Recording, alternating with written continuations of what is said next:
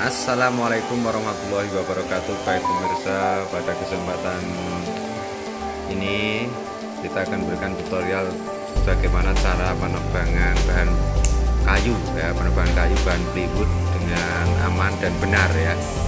Langkah yang pertama, setelah tali kayu diberikan tali, diikat sama dipegang oleh penebang, jangan lupa diikatkan pada pohon yang lain yang kuat. Yang pertama ditakok kayunya, atau istilahnya biar tidak kelihatan, biar tidak cacat kayunya, itu masuk kategori benar ya, masuk kategori benar. Jangan lupa arah takoknya sesuai dengan tali, arahan tali horizontal dengan tali arahnya.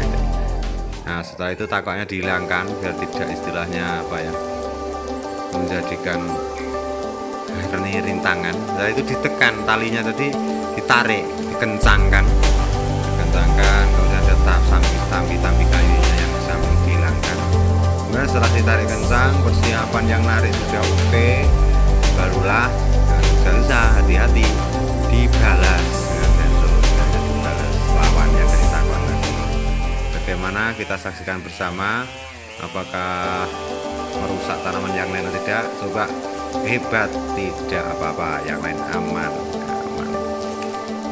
Tuh caranya seperti itu. Kalau sudah itu dipapai, istilahnya dipapai biar tidak rusak kayunya. Caranya papai, kami melihat rusak tidak kayunya. Kalau rusak atau pecah, retak,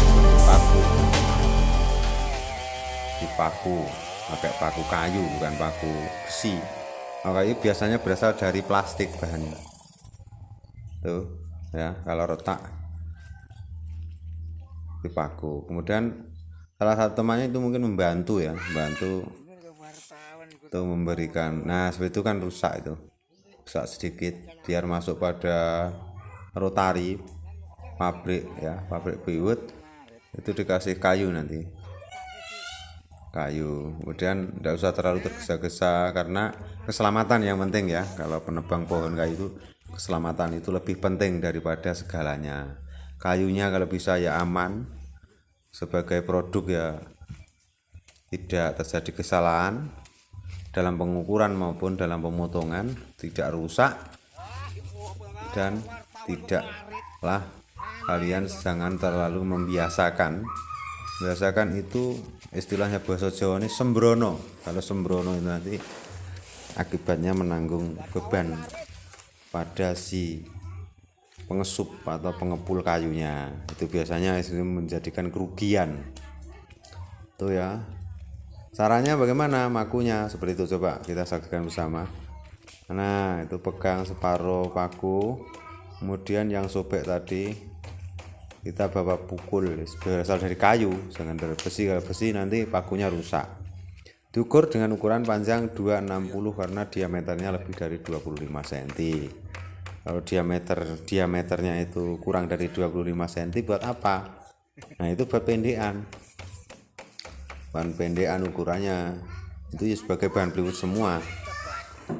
Tuh caranya pakunya seperti itu. Pakunya itu berasal dari plastik ya, plastik keras, istilahnya sebangsa ember, sebangsa itu. Jadi bukan plastik kresek maksudnya. Itu diukur 260 semua. Usahakan lebih dari 2 cm atau lebih 5 cm biar terkena rantai tidak rusak gitu. Setelah dipotong, setelah diukur semua dipotong ya, jangan lupa dipotong ya. Potong pakai senso, enggak usah pakai lading. Kalau pakai pisau enggak bisa itu yang sekiranya mengganggu dihilangkan dulu. Dan jangan lupa yang penebang jangan lupa pakai sepatu, karena itu ya banyak eri, batuan dan sebagainya. Cara motongnya seperti itu, tidak usah senso ditekan-tekan dengan itu, cuma sejajar aja. Itu cara gasnya itu jangan terlalu dengkek-ngkek istilah tuh, seperti itu. Sama ukurannya 260, juga ada yang 130. Nah, seperti terpisah dengan cepat dan tidak rusak. Nah, nanti kalau ada yang retak sedikit-sedikit nanti dikasih paku masih aman. Tapi kalau dibiarkan terlalu lama, pakunya itu nanti ya rusak, tidak masuk pada bahan produksi, bahan peliputnya itu maksudnya. Seperti itu. Nah, terus itu nanti ya sama seperti itu. Jangan lupa nanti kalau Anda yang kurang jelas bisa berkomentar di bawahnya, dan jangan lupa untuk menjaga keselamatan. Kalau pakai sepatu, pakai helm atau topi mungkin ya, pakai sabuk biar tidak terlalu merusak badan kita, terasa kesulitan. Mungkin teman-teman ada yang kesulitan, loh, kenapa harus secara handphone itu harus secepat mungkin ditutup paku biar tidak rusak.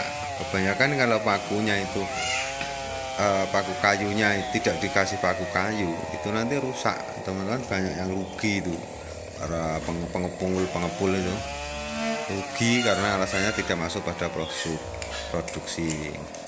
Kemudian ada pang-pangnya itu biar tidak masuk reject ya, masuk super, itu dihilangi, dibunder nih istilahnya, dilingkar. Kenapa harus masuk itu, masuk rotari? Biasanya kan digiling, itu di kayunya diputar-putar itu. Nah, seperti itu, benar-benar seperti itu loh, potlot itu bener lurus, diambil yang lurus, bengkong enggak masuk, bengkong kayaknya enggak masuk. Itu juga mungkin salah satu teman langsung bisa membantu bagaimana caranya biar kayu tidak rusak. Kemudian kalau ada pang-pangnya itu dihilangkan ya, seperti itu. Seenaknya itu kenapa tidak pakai bantuan, tidak usah, karena itu nanti kalau tidak profesional malah justru malah membahayakan. Itu tempatnya itu tidak datar ya, agak kemiring-miringan itu. Jadi mungkin kalau daerah Anda daerahnya sama seperti caranya seperti itu. Tuh ya, potong, kemudian hilangi cabang-cabangnya, dipotong yang kurang dari 25 diameter itu garis tengah ya, garis tengahnya kurang dari 25 dipotong 130, kalau lebih dari 25 dipotong 260. caranya seperti itu. Kemudian dengan hati-hati, mungkin ada yang berkomentar pakai gergaji apa, itu mereknya Steel ya, biar tidak rusak, Steel. Kemudian pisaunya pakai pisau yang pendek, karena kalau terlalu panjang nanti itu beban terlalu berat yang dipakai dalam nyensonya itu. Cabang-cabangnya itu dihilangkan biar masuk rotari. Dan setelah itu salah satu teman membantu bagaimana biar kayu yang retak-retak itu, atau mungkin menjaga biar tetap bermutu istilahnya, kayu yang itu dipaku ya, lebih amannya dipaku. Jadi tidak meledak pun cuma sedikit, bahkan serambut itu dipaku, kasih paku tengah biar tidak terlalu lebar. Bahkan kalau lebih dari 2 mili 3 mili itu tidak bisa dimasukkan dalam kayu produk bahan peliputnya, tidak masuk karena pecah, itu maksudnya. Kiranya itu ya kawan, mungkin yang kurang puas bisa komentar atau mungkin bisa bertanya-tanya ya. Nanti kalau masalah paku, kayu berasal dari bahan plastik ya, plastik keras ya. Kiranya itu kawan, ada kurang punya mohon maaf. Dan akhirnya jangan lupa like, komen, dan subscribe. Wassalamualaikum warahmatullahi wabarakatuh. Terima kasih.